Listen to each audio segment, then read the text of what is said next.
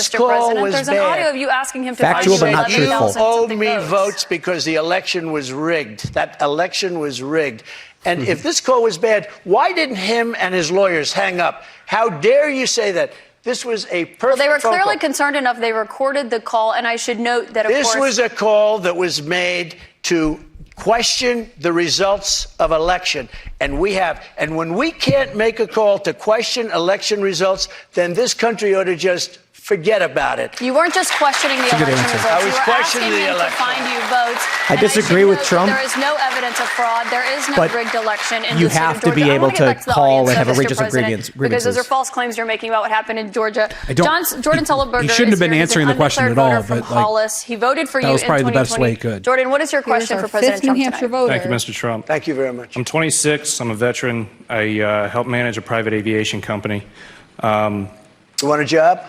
I'd love one, yeah. I'm looking for somebody very good.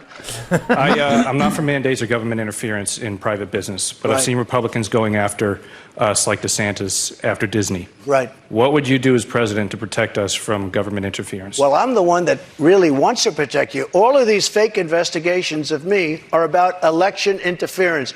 They think because I'm leading Biden by 11 points, 7 points, 9 points, I'm leading DeSanctimonious by a lot, by 40 points or 45 points. I think he ought to just relax and take it easy and think about the future, because right now his future is not looking so good.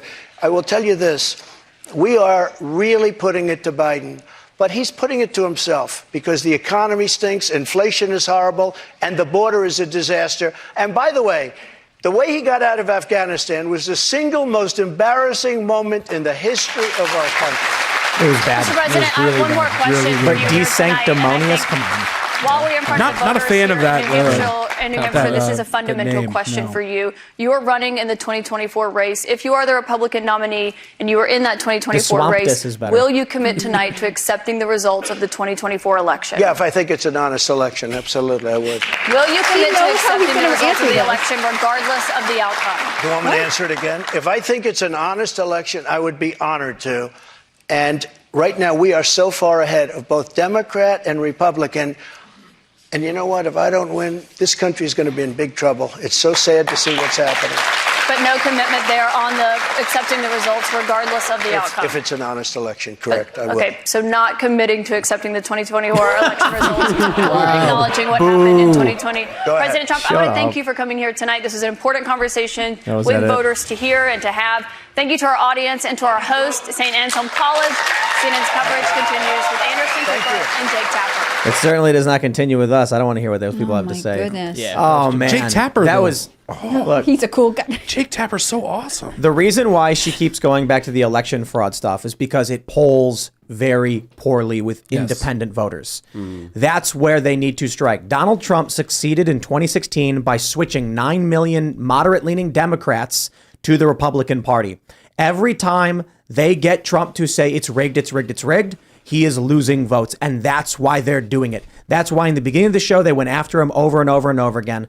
And it is a large reason why I'm telling people, and I beg people, please stop. Like, whatever it is you think, the Democrats had a tremendous ground game. Okay. They were able to find the votes, and you've got to counter it, Scott Pressler style.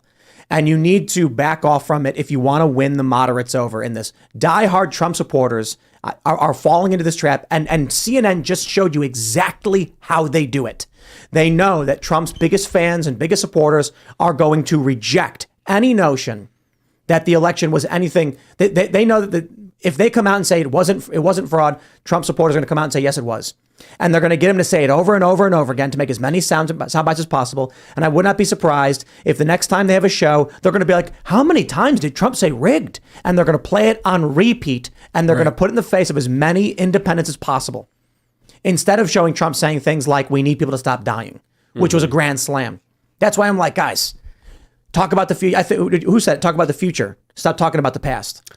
Yeah. Right. Do you think that when it comes time for the Republican primary, the other Republicans will continue to bring this up because they know it hurts Trump? Absolutely. Yeah. I wouldn't be surprised if Ron DeSantis comes out and says, you know, Democrats, they got universal mail-in voting. They were changing voting laws in their states. In some instances, like Pennsylvania, the Republicans were involved. That things like voter in the park. And there are videos where state reps and judges are like, you are allowed to ballot harvest in this state. I think there's only a handful of states that actually explicitly ban it. It's illegal in many forms in many states, usually with some restrictions where like you can only carry 3 at a time. And then you'll see videos like James O'Keefe had. Bill Barr said there was some fraud. She said there was none. She's wrong. Bill Barr said there was some, but not nearly enough. There's always a little bit. There were a bunch of federal prosecutions over voter fraud, sure, but I don't think it was in the tens of millions or significant enough to have as big of an impact as people want. I think what people are thinking of when they say rigged is that Democrats changed the rules. Anyway, I don't even want to get wrapped up in this. They changed the rules, but sometimes they didn't abide by the rules at all. Like in Pennsylvania, they did things that were actually illegal for them to do, and they didn't have the authority to do it. Changing the laws on the universal mail-in vote. A judge. So here's the issue: the lower court said you can't change this law without going to a newspaper and getting a constitutional amendment. Right. And then everyone was like, wow, the lower courts are agreeing with the Republicans. The problem is the Republicans actually worked with the Democrats to pass that law. So when it went to the Supreme Court, they were like, no, this was done by both parties. And now one party's coming out after the fact. So I think it's all partisan. I think when you look at what's going on in New York, you can see it's pure tribalism. But I think you can just see very obviously why CNN kept asking that question. Oh, absolutely. They want the soundbite because it hurts Republicans. And when I hear him say that over and over again and he won't let it go and they know they can get him on it, I'm like, I see DeSantis going up. And I like Trump's answer on the war. I think it's important. But let's do this. We're going to jump to this story. Maybe the last story before we go to Super Chats. Ladies and gentlemen, we made the news. In Trump's trial, a secret fight over a juror's right-wing news source. I love this because this proves to all of you it's a cult. Check it out.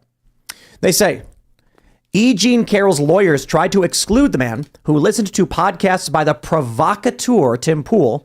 He remained on the jury that found the ex-president liable. Provocateur is a great word. Provocateur. Yeah, I like that. What do I do? They call Milo Yiannopoulos a provocateur. Well, he goes out, he gives speeches. Do I ever leave this building? Do I make phone calls to anybody? Do I contact members of Congress, or do I just sit here and have conversations with people? The beanie is very provocative. It is. I have to say. And evocative. Both of those. Both evocatives. Right. Take a look at this. The juror was a 31-year-old man who said he lived in the Bronx for all his life. During jury selection, he said that he tended to avoid news but listened to independent podcasts every now and then, and listed one example. The original transcript inaccurately captured the podcast title as Temple. But lawyers for Ms. Carroll, the writer who filed the lawsuit, according to accusing Mr. Trump of rape, later learned through news reports that the anonymous juror identified only as Juror 77 had actually said he listens to Tim Pool. Here's the best part. You guys ready for this? Mr. Pool's YouTube channel includes dozens of recordings that push hard right views. His podcast, which has been criticized as a vector for conspiracy theories, is called The Culture War. Well, hold on there a minute. The Culture War is a news show that hasn't been accused of anything because it's never been in the news. Right. It's only been around for about 2 months. 11 episodes. That's fake news. And I wonder if that's actually defamatory in that you can argue things about Timcast IRL, the show y'all are watching now, because it's been around for years and has been in the news several times. But the Culture War hasn't been. No, not at The all. Culture War podcast hasn't been covered by anyone. And I'm surprised they even found it. You know what they did? They searched for Tim Pool podcast and found the Culture War podcast with Tim Pool, which is a new show which has very little viewership relative to this show or even Timcast News. It's a vector. A vector. That's why they said dozens of recordings. Like IRL Absolutely. has a bit more than dozens. Yeah, I think IRL has like 2,000 or something like that. And then the Culture War has like 25. And the morning videos that you do. I mean, you put out a dozen morning videos. 5 videos a day right. on Timcast News. And there's like 3,000 videos. Also, they don't even mention that you worked for Vice. Like you're such a lefty on so many other issues. They're like this far right guy. Yeah, you would imagine New York Times would do a little bit more research and have figured that out. I know you wouldn't. Check this out. It says, during the confidential questioning, Juror 77 said that Mr. Pool, quote, is like middle, adding that the podcaster gets different political figures or just celebrities like that on the left, on the right. Juror 77 also described the podcast as balanced. Do you know why he watched this show probably? Because we had like a run-of-the-mill celebrity on the show one time. Right. This is a guy who apparently said that he's only seen a few episodes, and it may be because we've had musicians, we've had people like Ethan Suplee on the show, an actor. And we just talked about, moderate political issues. We have had people who are totally apolitical who struggle to even talk. We've had scientists, doctors, but they don't know anything about it. This is the first show that I've ever watched of yours. Yeah. So the one you're on. Yeah, the one I'm on. There you go. Welcome. He said that he'd been doing doubles at work and listened to Mr. Poole's show 3 or 4 times in the past 6 months. Said he never had heard of Miss Carroll and was confident he could be fair to both sides. Here's a guy who actually said Trump is liable for sexual abuse, not rape, after almost 30 years. That's amazing. And they're like, that's a fan of Tim Pool who should be removed from the jury. Here's what they said. Look at this. A lawyer from Miss Carroll said that the juror appeared to get his news from a single, really virulently extremist podcast. It's amazing that I can sit here being like, Trump is wrong about the fraud narrative, and I'm pro-choice, and they're like, he's an extremist. Yeah. But you see what they're trying to do. 2 things.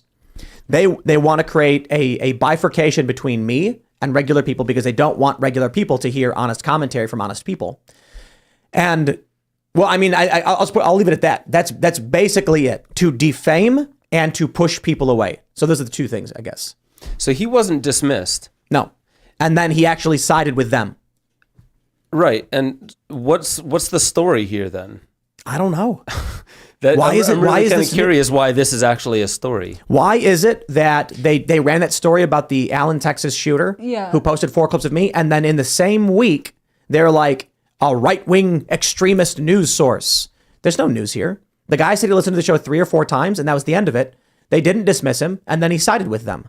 Why is the New York Times, Politico, the Daily Beast, whoever else, they're all writing this up? Because they're afraid of you. Yeah. I mean, I think it's because you take their audience, and also you actually do have a lot of moderate view, unlike both mainstream Fox News and all the mainstream left-wing publications. Like, that's just how it is. That's got to be it, because there's no other reason to say, oh, did you know there was a juror that wasn't dismissed, but he admitted that he watched this show 4 times? And people are like, people who weren't aware of you or IRL already have heard your name probably because of the Allen, Texas stuff. So New York Times is jumping on this bandwagon that I think they often look to. I mean, because it's not the first time you've trended. I think people want this show to be something more extreme so they can shun it. They want you to have, every time they Google your name, they want far-right extremist, terrible person to come up. But it doesn't work. It doesn't work because you do this show every night and prove them wrong. They definitely turned Bandcamp off to you. Well, Bandcamp's spreading defamation or something like that. But there's a cult. They're extremists. And the people who watch this show probably already agree with me when we say these people are in a cult. Because you can have a leftist like Lance from the Surfs on the show overtly say he's pro-abortion at any time, for any period, for any reason. Matt Binder, a leftist, say the exact same thing. Sitting next to Seamus Coughlin, a Catholic conservative pro-lifer who wants abortion banned outright, and me saying, well, I think there should be some restrictions, but maybe only after viability, which is the middle. And the person on the left says, you're all far right. Like, if my opinion and you know, is the average opinion based on polling, then what are they talking about? They're just lying. That's what they do. They lie. And I'm partly grateful because this makes it easy to prove they're lying. That's it. Is there anybody else that has as many diverse people on their podcast as you do? I mean, there's very probably few, right? Well, I think Patrick Bet David has way more people across the spectrum. Because what they really want to do is he's more silence everybody, not just you, but silence everybody that you would ever have on, and make sure they can put those people into a box. Right. And because, you know, CNN's never going to have those people on. Fox News won't have them on either. Fox News won't have people on who they're afraid of are associated with people, even if that person has never done it two themselves. layers deep. Yeah. They'll be like, yeah, you went to this one party with this guy, you know, like whatever. I think this is actually, Politico wrote up an even bigger story saying there was inferred bias or whatever. Tim Pool, a far-right pro-Trump commentator who has aligned himself with figures like Steve Bannon. What does that even mean, aligned himself with people like Steve Bannon? It means you talked to him one time and you didn't scream in his face.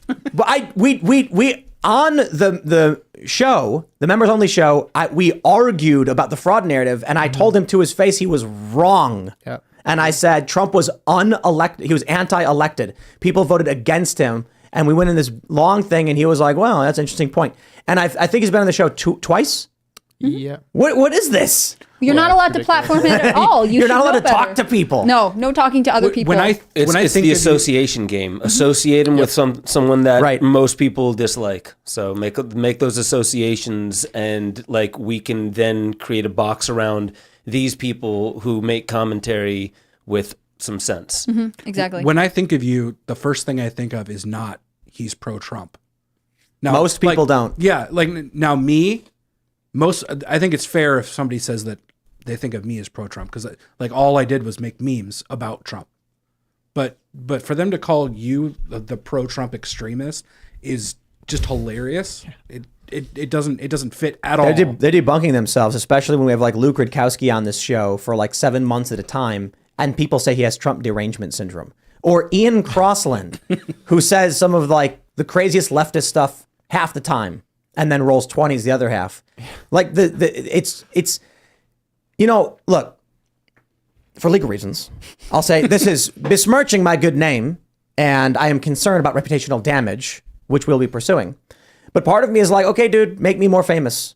My name's all over the press now, and people are wondering what this is all about. Yeah. I love their New York Times writing about the culture war. Great, we need to press. I was gonna say you weren't gonna get in there if it wasn't bad what which all press is good press in a what manner. I mean, I don't even know if it's even bad press. We'll see. I don't know. And they always tell you, like, you get into a car accident, don't say you're fine because you don't actually know what injuries you might have. And there's so many stories where someone gets like T-boned and then like, well, I feel okay, I think we're good. And then a year later, they're like, actually in that accident, you chipped a bone and now you need like a $10,000 surgery or $100,000 surgery. So it's like, we'll see, maybe, But we sponsor ourselves. We're building our own companies. We are member supported. I'm not worried about companies dropping us in terms of sponsorships. I'm not worried about it at all. And now with Twitter, Rumble competing with YouTube, I'm not worried about YouTube either.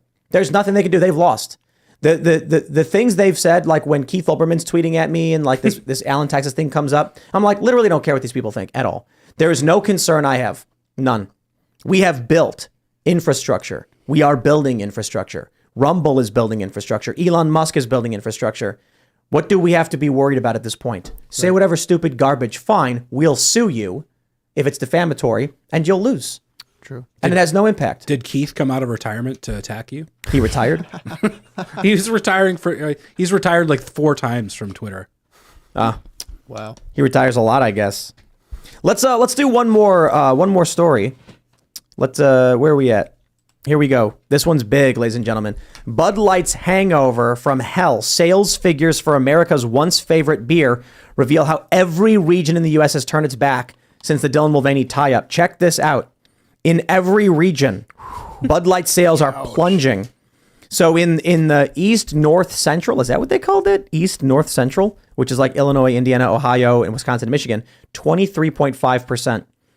In the East, South, Central, it's 25%. In West, North, Central, 25%. In the mountain region, it's negative 29%. Hell yeah, mountains. Everywhere. Mm-hmm. Nice. Wow. I saw this story earlier today that gay bars in Chicago aren't buying Bud Light because they're boycotting it. Because they're also boycotting because the brand didn't stand behind Dylan Mulvaney enough. Like they can't win. They have really shot themselves in both sides feet. on that. Exactly. Oh my gosh. Yeah. This is great. We're winning. So, for those that didn't hear what we were talking about in the previous segment, just about how the New York Times and Politico are smearing my good name and lying about this show. I don't know how much it matters. They have no influence anymore. I go out and people smile and wave, shake my hand, they can take pictures with me. People who watch the show, and these are urban centers. This is what I think they're really afraid of. They were in New York City, and an urban liberal New York City guy says, "Oh yeah, I listen to Tim Pool's podcast," and they're like, "Oh crap, yeah, we're losing urban liberals. That's a problem." Well, and they'll be losing liberals in New York City way faster if they don't get it turned around soon, because New York City is just absolute garbage. Yeah, well, this is what I'm saying, everybody. With this story about Bud Light losing again and again and again, it's been over a month. It was April 1st that Dylan Mulvaney did this TikTok, and now May 10th, Anheuser-Busch is still spiraling because of this. So keep it up. I think we're winning. I think that the Bud Light decision right next to firing Tucker is probably one of the dumbest business decisions anybody has ever made. Well, they tried claiming it was a third-party company that did it. And they're like, oh, we don't know. It's a third-party company that did it. Yeah. But apparently, there was one writer for the Washington Post who said that Bud Light is a cash cow that's never going to grow. It is basically generic. At this point, it is so ubiquitous, it's just synonymous with beer. Take the money, accept it. But they bring in some young VP of marketing who's like, I'm going to grow this brand. Tries to find a new demographic and then nukes it into oblivion. She wanted to shed the Freddie image, she said on one podcast. It's interesting the demographic that they chose, and I'm just talking about the age. 15-year-olds? I've heard Ian talk about that a lot. It's just like if you look at the actual age group, like what exactly were they after there? And have they said anything about that? Teens, you know? No. They're not going to. I mean, that's the thing. It reminds me of, didn't cigarette companies get in trouble at one point because they were advertising on children's toys or whatever? Well, no, they had the Camel. Joe Camel was a cartoon. Joe Camel, and it was too nice. Yeah. And then they had to modify their branding. I think with Bud Light, they didn't think about the audience in the consequences. They only thought we can capture young drinkers. Maybe they aren't drinking. Maybe when they go to drink, they will start drinking Bud Light. They didn't think about the fact that it's completely inappropriate for a lot of reasons. And they only put themselves and their own ideology first. I thought it was funny. This Washington Post writer said the confusing thing about the campaign was Dylan Mulvaney's faux Audrey Hepburn act caters to no one. It's like Dylan Mulvaney's audience are all under 21, so they're not buying beer. And then the rest of the audience is over 50 and they're drinking wine. So what was Bud Light thinking? And then Bud Light, of course, was like, no, it was a third party. So now here's the best part. Yeah, you mentioned, I think it's up to 6 gay bars. Yeah. 5 or 6 in Chicago are boycotting Anheuser-Busch outright because Anheuser-Busch won't give them political influence. Now think about that.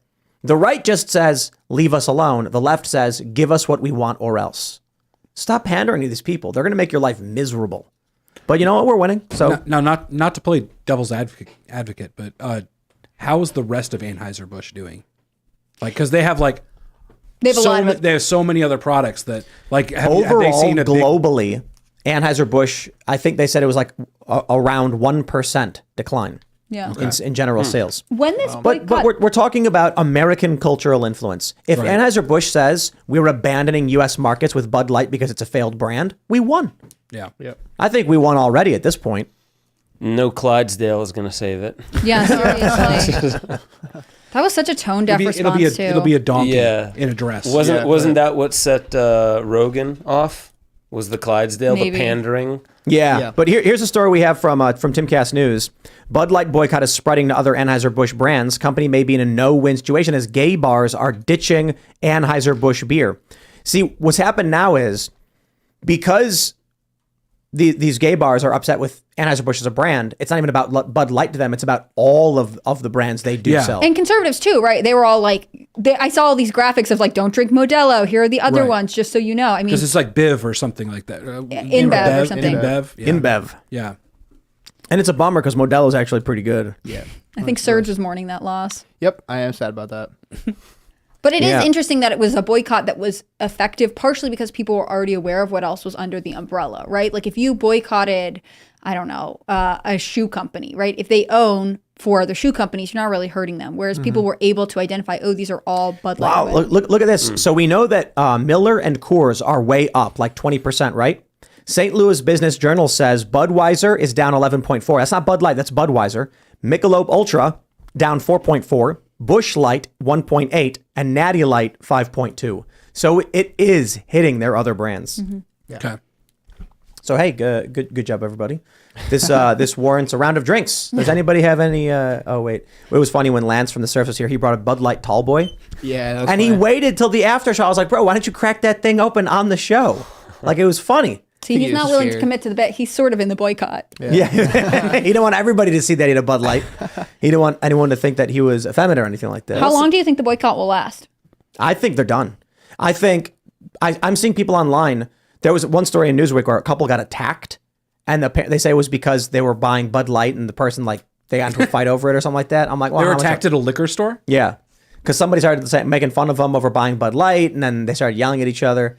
But alcohol was involved. Bud Light brand is everything, and Bud Light is synonymous with being a homosexual.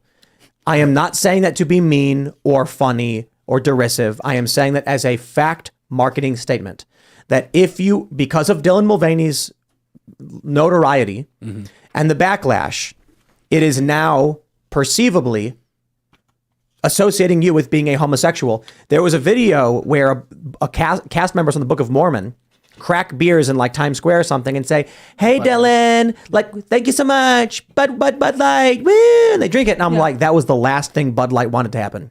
Because they're hammering the nail into the coffin that if you drink Bud Light, you are likely an effeminate homosexual man. You're homosexual, but you're not enough of an ally. That's why the gay bars won't buy your beer. But I'm not sure that matters. I mean, look, if you're some like 38-year-old dude, 40-year-old dude at a ball game, do you want to be the one person? There was a viral video from Fenway Park where nobody would buy Bud Light. Because do you want to walk up to a chick and be like, "Hey, want a Bud Light?" Right. And she'll be like, "Are you gay?" No. And again, I'm not saying to be derisive. I'm saying the brand has associated itself with that. Because of the hyper-partisan nature of the sales of this beer, you will be perceived as being a supporter of LGBT groups, as left-wing or as a gay man yourself, if you're drinking the beer. There's a political association now with it. I feel like the only real save for them is to simply be honest. Be honest with what the whole tactic was and maybe issue an apology. But it kind of feels like after you were saying that, it just made me feel like, well, a tactic that you could potentially imagine is now you could say that you're discriminating. And if you boycott and discriminate against Bud Light, you are this, you are homophobic, you're transphobic, you're white supremacist. Bud Light does not want that because that just pushes them to one market. It may now be the case that Bud Light's only opportunity is to pander to the left. But then they lose all their market share because they have to double down. If they came out right away and just said, "We're really sorry about this campaign. We didn't realize it would be so divisive. Please accept our apologies," and they just did that, I'd imagine sales would have recovered right away. But I'm telling you, I've been in these corporate executive offices during PR crises, and I know exactly what these people say. They say, "Listen, the people who buy your product are dumb as a box of rocks. They'll forget all about it. Just shut your mouth. PR 101, do not add fuel to the fire." And Bud Light, Budweiser, and Anheuser-Busch said, "Okay." And they ignored it. And it festered and got worse. Then someone said, "Okay, well, we got to do something now." Then they put out that Clydesdale commercial, which just made everything worse. They refuse to apologize. And they don't realize the people who drink their beer, people these days, they're networked. We're hooked in. We're not forgetting about this. No. And now it's gotten to the point where someone mentioned on Twitter, Babylon B wrote a joke. It said, guys drinking Cosmos at bar make fun of dude drinking Bud Light or something like that. Yeah. That's the perception of you when you go to a bar and buy a Bud Light, that you are like an effeminate man or gay or something. Yeah. And guys, they don't want to be perceived that way, especially when they're trying to pick up chicks. Could you imagine being at a bar and then being like, "Ooh, there's some beautiful women over there. I'm not going to get a Bud Light. Give me an Old English. Give me a Guinness. I need a Yingling. I want to look strong." Yeah. I want to look strong. You get a Yingling and go, "Hey, ladies, did you know that Yingling is the oldest brewery in America?" And they're like, "Oh, wow, that's so impressive. Your knowledge has impressed me so much. Would you like to join us?" And you're like, "That's right." But if you walk over with a Bud Light, they're going to be like, "I always wanted a gay best friend." And you're going to be like, "Oh, no. Those are the two choices. You can make one. I am curious to see what happens with the people working at Bud Light, because obviously if they have a downturn in business, I can only assume that layoffs come. I also imagine that the people who actually work in their factories or their breweries or whatever, they didn't get consulted for this move, and now their livelihoods are at risk because of one Harvard grad marketing executive, and that seems pretty terrible to me. Yeah, I was just gonna say, like, what officially happened with the CEO? Let go of what? They're all on the leave. marketing. Two marketing people were placed on leave. That's what it was. We're going to go to Super Chat. So if you haven't already, would you kindly smash that like button, subscribe to this channel, share the show with your friends if you really do like it, because boy, they really don't like us. Head over to timcast.com, become a member, and let me take this opportunity to use the negative press against us as a shameless call out and call to action. If you want to help stick it to the liars in the corporate press who would besmirch our good name and a show that you enjoy, go to timcast.com, click join us, become a member, and then we win. We win, they lose, they decay, cease to exist, and then in 100 years, we'll be writing their obituary. And we're going to have a members-only show coming up at 10 p.m. We're going to have call-ins from the audience, so you guys can even call into the show. Let's read. Voice of the People says, Tim, Google E. Jean Carroll, Juror 77, and read the Political article. They tried to get rid of that juror because he listens to you. Robert Gouveia covered that today. You should bring him on sometime. Spoke with him before. We don't know who the juror is, but he's clearly not a supporter of Trump. Or do they mean Robert Gouveia? That's what they want on. Right, I know. Oh, okay. I'm saying as for this individual, this juror, we don't know who he is. And I'll say I don't know what evidence he saw in trial that made him think Trump was liable for this, but it seems insane to me. I think the reality is it was probably like what was that movie where all the jurors are in the room and the one guy's they're like he's all 12 Angry Men. 12 Angry Men. Yeah, it was like that. The one guy's and they're like, I don't know, man. I watch Timcast. I'm a reasonable person. I think Trump's not liable. And then they just like, I feel like it had to be a technicality, like Right. the law was written in such a way that there was no way to not convict, like that they didn't. Yeah. It had to be a really, really poorly written. Yeah, he didn't get convicted of sexual abuse. He got convicted of being liable for sexual abuse. And they said, if you think that Trump was physically present, then he's responsible or something. But you know what? I'm just going to say this. There is no way Donald Trump walked into the Bergdorf without people being like, Mr. Trump, and people being like, it's Donald Trump. Oh, man, wow. It's like, dude. So I like to hang out at like MGM National Harbor or Maryland Live or whatever. And every single time people are going like, hey, Tim Pool, man, fist bump. I'm like, hey, nice to meet you. What was your name? Jim. Nice to meet you, man. Appreciate it. Nonstop. And I am nothing compared to, I am an ant. I am a zit on the ass of a mosquito compared to Donald Trump. Even in the 90s, we're talking about one of the most famous people in the world with his name on a building. And you think he's going to walk into the Bergdorf and nobody noticed. Yeah. Nobody noticed he was there. Incredible. I liked his, and I own the plaza across the street. Right. Yeah. And he's walking around with no security. No. Donald Trump isn't even walking around. He's getting in cars. He has security detail. People are opening the door for him. So when he walks into the Bergdorf with like 10 staff members and he's like, where's the lady? Her? Oh, ma'am, come this way. Staff, follow me. We're going to the dressing room. Get out of here. This is insane. Right. Absolutely ridiculous story. Yeah. All right. Matt H says, seriously, Tim, check out Humankind. It's better than Civilization. I'll take a look. Yeah, I've heard that's good. Goldilocks Production says, Tim, I got to call you out. Nazi Germany was not fascist. That was Italy.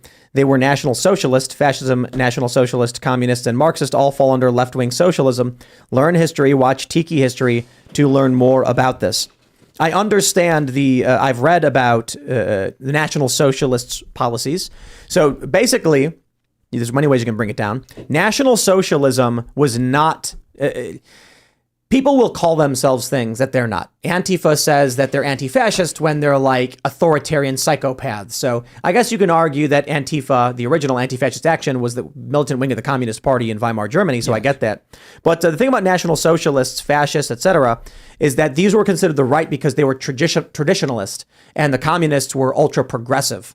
The communists wanted to purge history. The right, the various factions, wanted to preserve tradition and history. And that was the principal difference between two overtly authoritarian factions, which went on to brutally murder millions of people. Yeah. What did the communists murder? 100 million or something? 100 million. Yeah. That's a lot of people. Yeah. That's crazy. Also, TIK history is cool. It's good page. Is it TIK history? I said TIK Tiki. History, yeah. TIK history. Yeah, it's good Not page. Tiki. Good information. Let's read some more. Boosted Yogi says, from what I'm understanding, she filed the lawsuit the day after it was signed into law. Oh my God. Amazing. Wow. Nothing to see here. No, don't ask any questions. Totally legitimate. Bertman asks, how come leftists aren't boycotting CNN for platforming Trump? Bertman, you're supposed to be a writer over here at Timcast, and they are. There were people at CNN.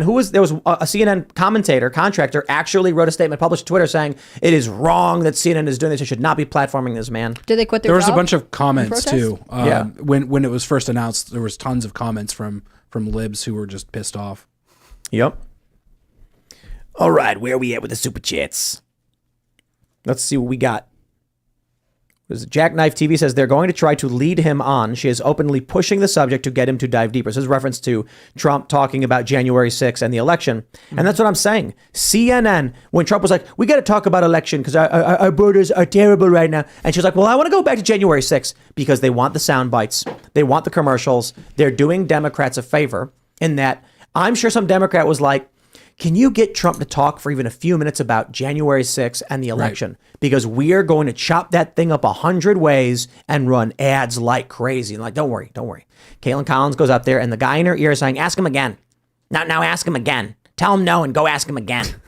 And that's why she kept saying the same things over and over again. Every time they have a debate, that's where the moderators start from, is a list of questions that they have to ask so they can get the soundbite that they want. Yeah. And then they ask it in the exact way that they need to. Look, I feel bad for that stay-at-home mom. She came in, she asked her question, a specific question about the troops, which I thought would have been an interesting answer. And to be fair, Trump and sweet Caitlin both ignored it. Caitlin just introduced 5 other questions. Bushdale says Trump hit it out of the park. He talked circles around that moron sharing the stage with him and nailed answering the crowd questions. CNN embarrassed themselves with this one. I completely agree. I think he started a little slow. I was getting a little frustrated, but then he quickly just swung it out of the park. Amazing. When he was like, well, I'm not president anymore. That was so funny. The first big hit. It was amazing. Yeah, I like when he is succinct and not rattled. When he was getting rattled, you could kind of tell, especially when they were talking about the documents. That was just too much talking over one another. Right. And really that's the moderator's job to try and keep it from getting that way. Right. But I really liked the conversation about Ukraine, and it really made her look like, dude, she answered you, or he answered you very succinctly several ways. And she kept going back to it. That's how you can see she's got to try and pull something out of it. Otherwise, she's not doing her job. I like this because Trump gives the answers I want to hear. It's like, is he perfect? No, of course he's not. Nobody's going to be. But when he was talking about abortion and she's like, will you sign an abortion ban? Politicians will be like, well, abortions are an interesting thing. And I think as an American, we have to. Trump said, it depends on what the deal is. Bring the deal to me. We'll negotiate because we have negotiating power. He's like, I got Roe v. Wade overturned. Now we'll bring the deal to the table. We'll see what we get. And I'm like, that's a good answer. It's like, it's absurd that they try and ask these absolutist questions. They know the only thing that will happen is you will lose support. Will you ban abortion outright, Donald Trump?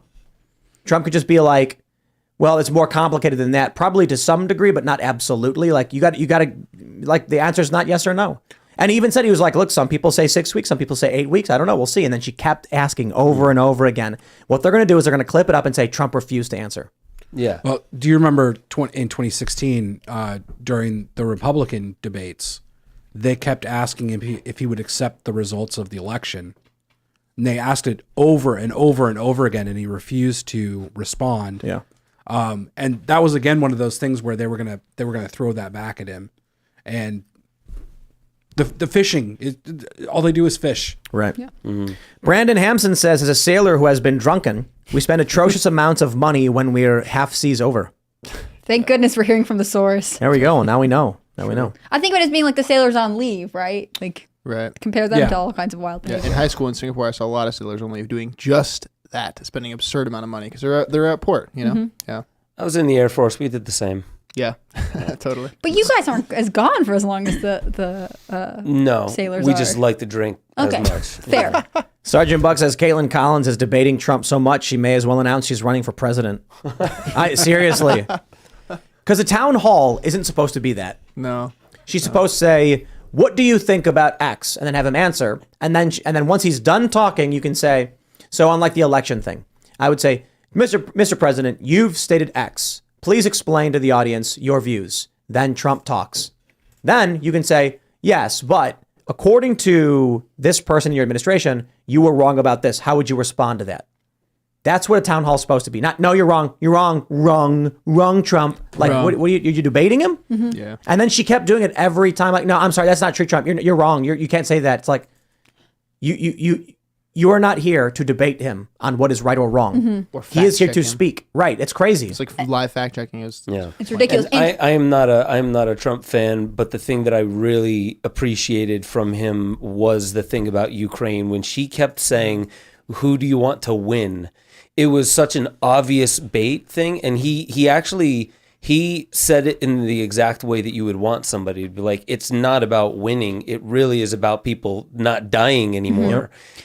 And It because made her look trying to bring it so back. immature. It makes CNN look so surface level. The fact that they're pro-war. equating this to winning. It made their tactics very obvious, and it was such a virtue signal. It's like, we need to be able to put you in a camp, so you need to answer this question like I'm asking it, not the way you're asking it now. That's why she kept coming back to it.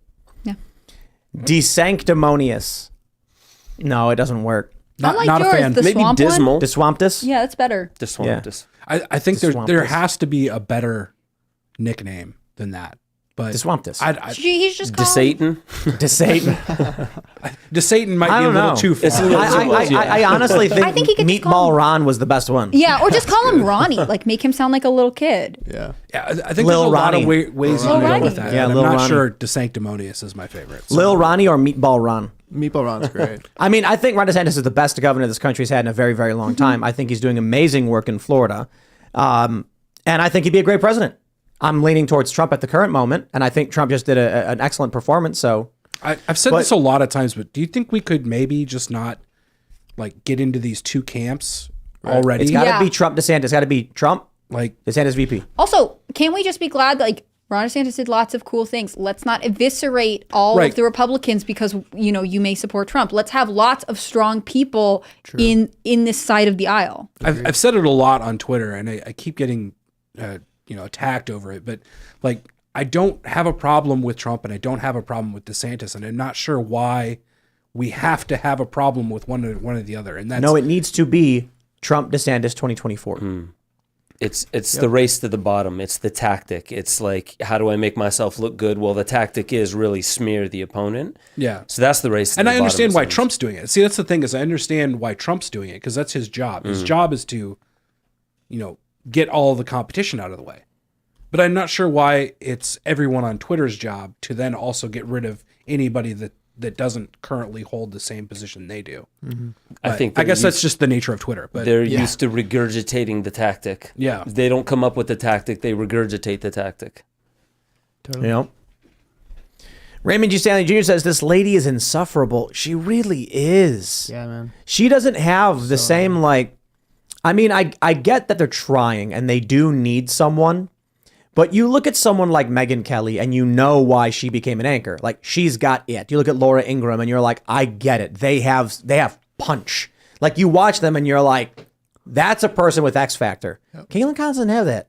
It's like dry, droll, and generic and whiny. Really, Yeah. like that. The biggest takeaway from tonight for her was how whiny she was. Just So annoying. no, I feel no, kinda that's not bad. right. It's not right. No.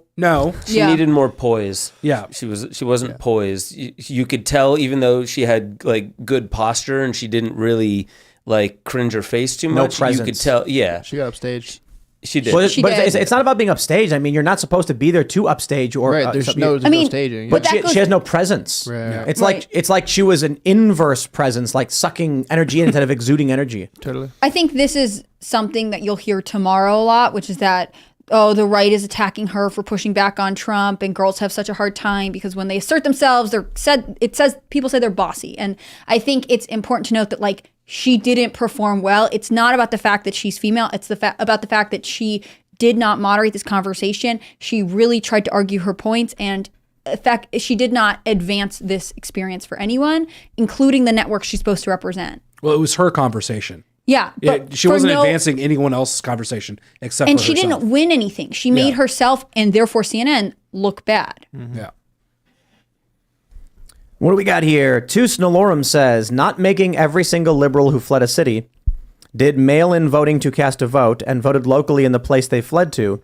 A this is kind of sentence fragmenting. I'm not sure what they're saying. A non-voting felon for life is the same thing as too big to fail argument because it would obliterate the Democratic Party. They were responding to something, but I can't tell what it was. Yeah. Yeah, okay. I was trying to read it. Sorry, man. I appreciate it. But a non-voting felon for life is the same exact thing as a too big to fail argument. You implying that if we take away a felon's right to vote, Democrats lose? That's what I can figure out from that. I'm not sure. Yeah, I don't know. That's interestingly worded. Yeah. Dansky says, Tim, I think you're confusing the Texas shooter with a juror re 4 episodes. I am not. In the court documents, they say he watched 3 or 4 episodes, and the shooter posted 4 clips from 1 episode. So that guy only watched 1 episode, and the media just lies. Whatever. Sir Alexander Full says they want to give Tucker Carlson your time slot. Why? This is the crazy thing, right? Like, I go on Joe Rogan's show and he's talking about ivermectin. And I'm like, I disagree. I don't think it does anything. And they're like, Tim Pool is the poster boy for ivermectin. I'm like, what are you talking about? Yeah. It's the weirdest thing that they're like desperate. They're like, please, Tim, please be right wing. And I'm like, I just disagree with that. I just don't understand. And then here I am using the New York Times as a source. And they're like, he must be far right. It's just, dude, keep doing that. You're discrediting yourselves. I'll take the freebies. If you're right wing, then you're Fox's problem, right? You're stealing Fox's audience. But if you are moderate and you're drawing from both places, then you are everybody's problem. And that's what they don't want. Well, that's why they're going after me now, because they're like, our audience, like an urban liberal New Yorker in the Bronx will watch Timcast. Yeah. But it's like, we got to stop that. You cannot take the Young Turks audience from them. Well, you're right. Don't do it. You're right because they've already lost it. Well, and when we went to Congress and Matt Gaetz was there, he was saying he'd come out here, he'd done the show, and then we went to Congress, and he was like, I was amazed by how many truck drivers or waitresses or just working people were like, oh, I saw you on Tim Pool. That was awesome, man. Like, I think people underestimate podcasting in general. I don't think they really understand or know how to measure and compare to like these mainstream established platforms, but especially the work that you've done, it's unique in a way that they are not sure what to do, so they'd rather just crush you. New York Times doesn't even know what the show is. Yeah. They said the culture war. Like that thing we launched 2 months ago, and there's like, what do we have, 11 episodes? Literally 11 episodes. 11 episodes. That's how influential you are. In 11 episodes, you have corrupted a jury. That's amazing. That's amazing. They're saying like we talk about conspiracy theories. We've never talked about conspiracy theories. The legacy media doesn't understand any of the new media at all. No. I mean, they don't. It's clear from the tactics that they take that they don't understand, Joe Rogan. They don't understand Tim Pool. They don't understand Crowder. They don't understand whoever. Like, they are completely living 20 years in the past, and they're getting they're killed. a cult. They're getting killed too. I mean, the ratings or the watches for this show will take out pretty much any of CNN's like daily stuff. Mm-hmm. Oh yeah, no question. They barely hit 5 figures in the key demo. Right. Mm-hmm. Yeah. Well, any animal that's dying lashes out for the last bastion of control, and really what the legacy media is seeing is that this new media and alternative media is really stepping up. So they need to try and exercise some control over it by placing people in certain camps and them controlling the narrative of what those camps mean. Yeah. And I think, it sounds trite to say it, but the 2024 election is likely going to be the most important one of all time. This is a very seemingly pivotal time in history. So it makes sense to like, okay, who has sway, who has influence, control the boxes that you can put them in, and that way the legacy media that feels like they're dying has a little bit of control left. But does it really matter since the robots are going to kill us anyway? They're not going to. It's not what's so Terminator's wrong. I haven't seen that movie yet, so I don't know. The Terminator is going to knock on your door, and then the people are going to be like, oh, it's the Terminator. It's come to get us. And he's going to clean your house. And he's going to plug into your brain and then give you untold euphoric pleasures and put you into the metaverse where you experience all of the great things and you never want to leave. Like what was it in Star Trek Generations? Was it the Nexus? What did they call it? It was. Yeah, but I've never seen that movie because I'm not a Star Trek person, right? Where it's like, so basically there's this like dimensional rift or something, and when you're in it, you experience ultimate happiness, and you never. William Shatner has a family, yeah, and he's chopping wood in the forest, and he doesn't want to leave. And Picard's like, "But I'm not a nerd. You have to leave. You have to leave this." I'm just speculating. I don't know. Just speculating. I saw the cliff notes to the movie. I didn't actually watch it. Well, that's kind of like Soma we were talking about before. Soma from, what is that, 1984? No, that's from Brave New World. Yeah. Yeah, so like being happy with your servitude. Bro, Or Equilibrium, the best movie ever made. The first thing I think happens is they go to people who lose loved ones and they say, just plug in. And we've taken the social media of your loved one and created an AI version of them. You can talk to them and ask them questions, and they're not going to want to leave. It's called Replica. Have you seen that? Replica? Replica. Oh, the dating app. Well, yeah. They tried taking dating away from it because dudes were, Well, yeah, and then some people were let down because they kind of pulled back because it was getting a little too hot and heavy for them. But it actually started.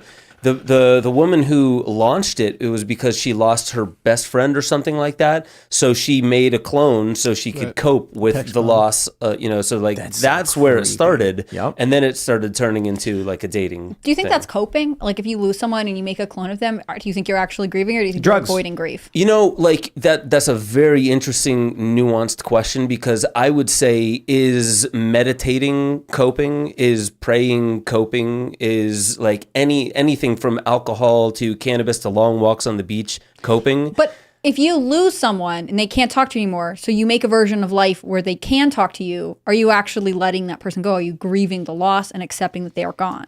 Yeah, I don't think there's a clear answer to that, because in a sense, I know many people who have like lost a loved one and they still speak with them in some way. So this is externalizing it in the same way that writing is externalizing your mind onto the outside world. So I don't know. I don't know how to fully answer that. I do. Go to timcast.com and become a member for all of the answers to the universe. What a segue. 42. That we can give you. So go to timcast.com, become a member. Thanks for hanging out. Smash that like button, subscribe to the show, share the show with all your friends. We're going to have that members only uncensored show coming up in about 10 minutes. We've got a lot more to talk about. You can find us at Timcast IRL, basically everywhere. You can follow me personally at Timcast. Carpe Donktum, do you want to shout anything out? Dom Luker. That was a good shout out. Yeah, all right. And Carpe Donktum on Twitter. Okay, great. Yeah, well, I'll just say go to benjosephstewart.com, check out all the content that I make. Go to my YouTube page, which is youtube.com/Ben Joseph Stewart, and you'll see all the mini docs that I've been making on things like modern day Moloch and where AI is headed and why I seem to be an optimist on all of it. And we got a documentary that we're launching very soon as well. Game of Money, and Game of Money. it's kind of a play on Game of Thrones. So, yeah. And then a lot more to come after that. We got a bunch of cool projects potentially. So Transhumanism is going to be an awesome sequel. That's the one I want to do the most. But this banking one, I think, is particularly relevant. We got lucky with that. It's timely. Yeah. Right nice. on. That'll be awesome. I'm Hannah Claire Brimlow. I'm a writer for Timcast.com. You should follow at Timcast News on Twitter and Instagram. If you want to follow me personally, you can find me on Instagram at HannahClaire.b and on Twitter at HCBrimlow. Thanks so much, guys. And I am at Serge.com. Argue with me on Twitter as always. I will be in the chat for this video. If you have any questions, please send them my way. All right, everybody. We will see you in about 10 minutes on the front page of timcast.com for the uncensored members only show. Thanks for hanging out.